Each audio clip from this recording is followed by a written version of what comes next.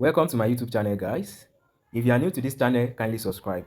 So in this video, I'm going to show you guys how to turn on or turn off the three navigation button on Android phone.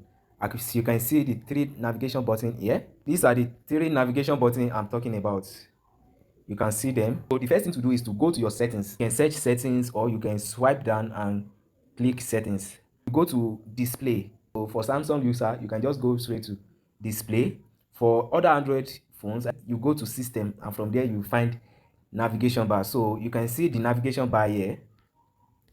This is the navigation bar. Let's assume it was off before and you don't know how to get there. So on getting here, just click on this button. Other Android phones, you will see it will just have to toggle on or toggle off. When you the system, you get to the navigation bar. So another thing to do is, if you are finding it difficult to locate your navigation bar, you can just search.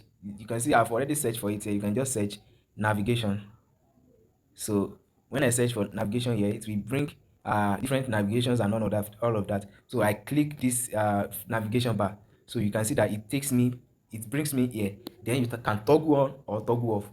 So guys, that's how to turn on or turn off the three navigation button on your Android phone. Do not forget to like, comment, and subscribe.